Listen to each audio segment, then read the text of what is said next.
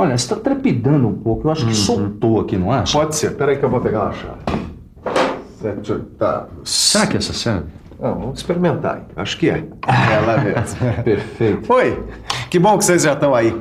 Assim a gente pode continuar logo com as nossas 7 teleaulas de leitura e interpretação de desenho técnico mecânico. Você se lembra, né? Elas marcam o final do módulo de elementos de máquinas. Nas 2 últimas teleaulas, nós acompanhamos juntos a representação do cálcio regulável, tanto do conjunto inteiro como de cada um dos seus componentes. E hoje eu trouxe aqui um conjunto mecânico que é de muita utilidade na minha oficina, a Serra Tico-Tico, que é uma máquina tão importante no meu dia a dia que eu sinto curiosidade de fazer a leitura e a interpretação dos seus desenhos técnicos. Por isso, na teleaula de hoje, você vai aprender junto com o Geraldo a ler e interpretar os desenhos técnicos de conjunto da Serra Tico-Tico. Então, Geraldo, tudo pronto? Prontíssimo. Então a nossa teleaula já pode começar.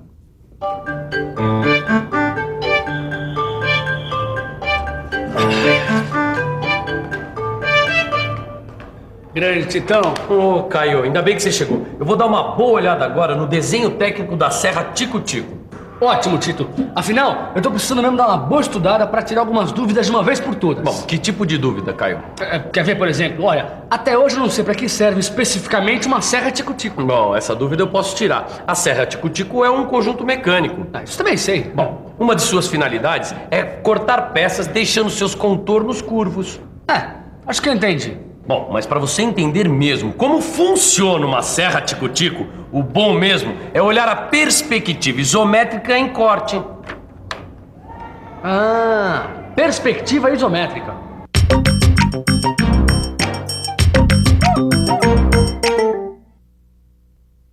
Perspectiva isométrica é a representação do desenho feita em perspectiva, mas com suas medidas iguais. A perspectiva isométrica parte de 3 eixos dispostos entre si a 120 graus. Sobre estes eixos são marcadas as medidas reais da peça, ou seja, são feitas sem redução. Neste caso, a perspectiva isométrica aparece em corte, o que é identificado por estas áreas achoradas que aparecem ao longo do conjunto mecânico. Bom, essas áreas achuradas que aparecem ao longo do conjunto mecânico representam as partes maciças do modelo que foram atingidas pelos planos de corte. Mas apesar desse tipo de representação ser de fácil compreensão, ainda deixa de lado um número importante de informações necessárias na hora da execução do conjunto mecânico. O Miguel tem razão, hein? Toda vez que você for executar uma peça, é melhor você ter em mãos um desenho representado em projeção ortográfica do que em perspectiva isométrica, como essa aí que a gente está vendo na tela do computador.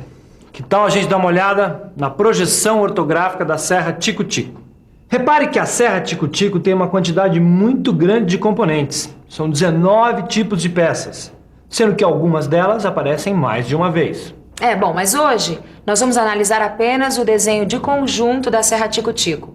Depois a gente vê os desenhos de cada um dos seus componentes. Mas se os desenhos dos componentes da Serra Tico-Tico só vão ser tratados depois, o que é que nós vamos fazer agora, Ananias? Calma, Geraldo. Se você quiser entender direito o funcionamento da Serra Tico-Tico, antes você precisa fazer uma interpretação do desenho de conjunto.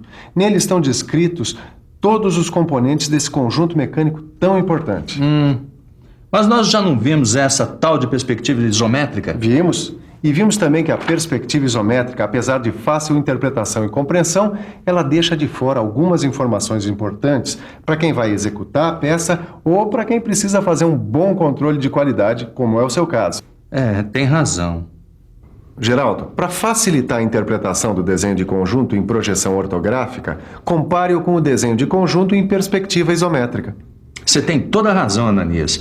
De cara aqui no desenho de conjunto em projeção ortográfica, eu encontro uma completa lista de materiais informando material e dimensões para cada um dos componentes da Serra Tico-Tico.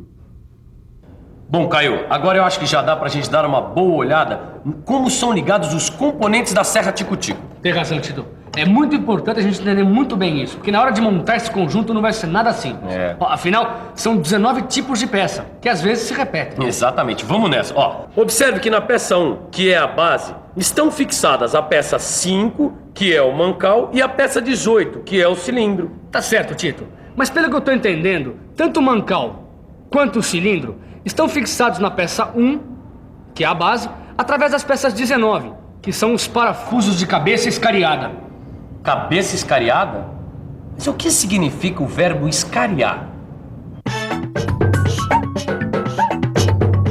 Escariar, alargar, em geral chanfrando buraco ou abertura onde se vai introduzir prego ou parafuso, de maneira que fique com as cabeças niveladas com a peça onde se cravam.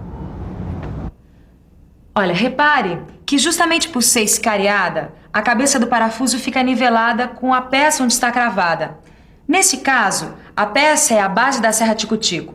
Por isso, o parafuso prende o mancal à base sem que a sua cabeça fique para fora.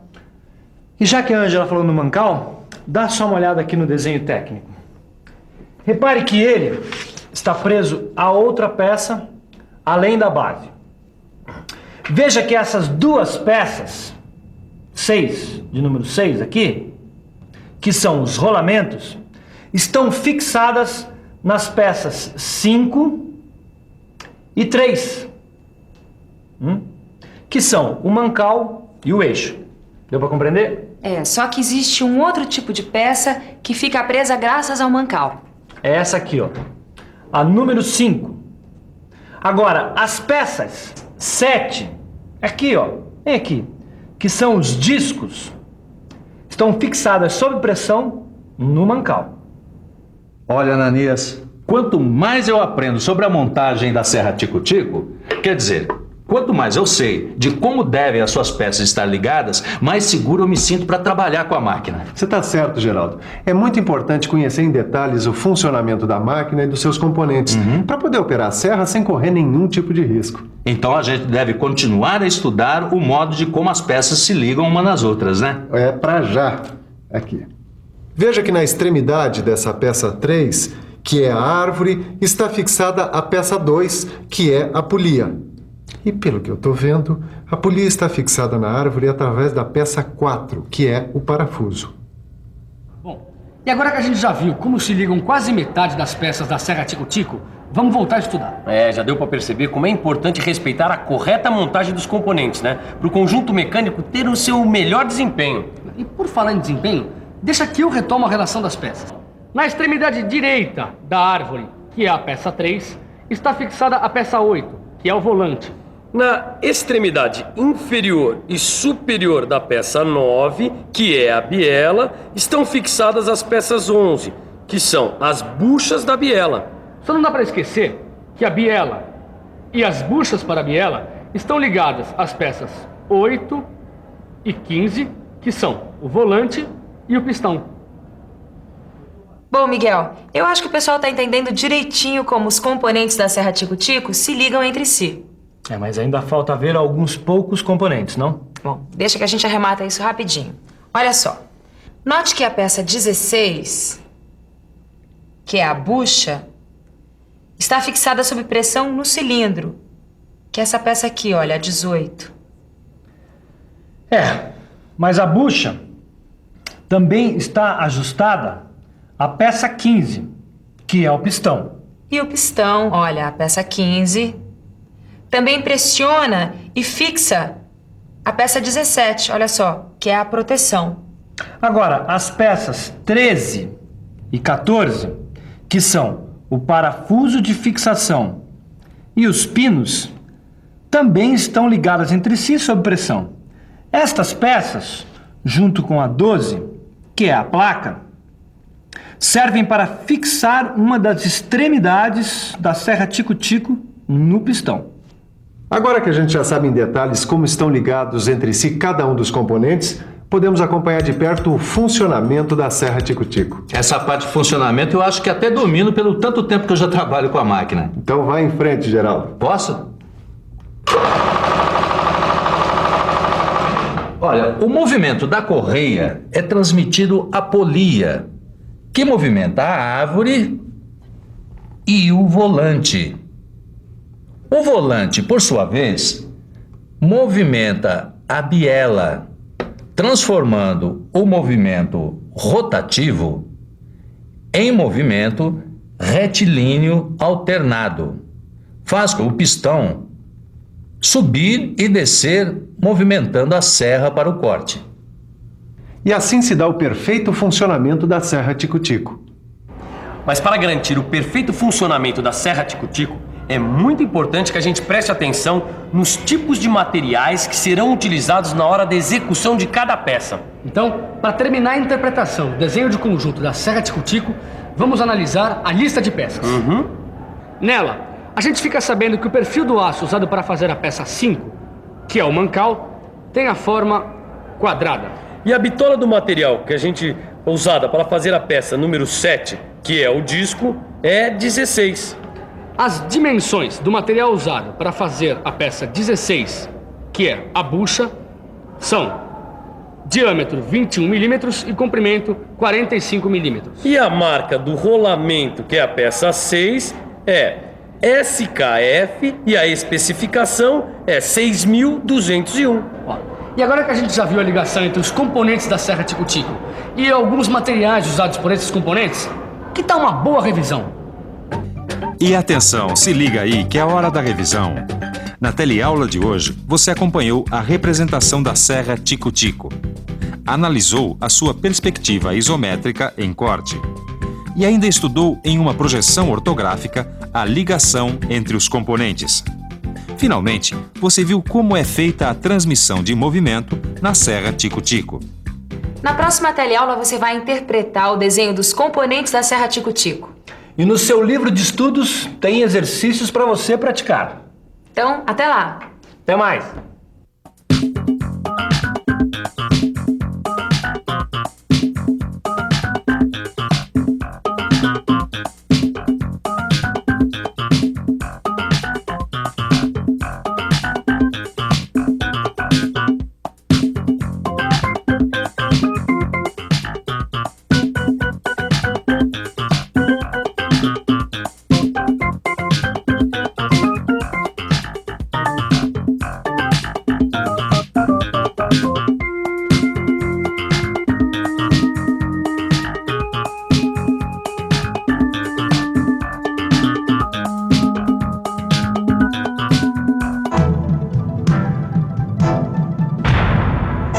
Telecurso 2000, um programa de educação do Sistema Fiesp e da Fundação Roberto Marinho.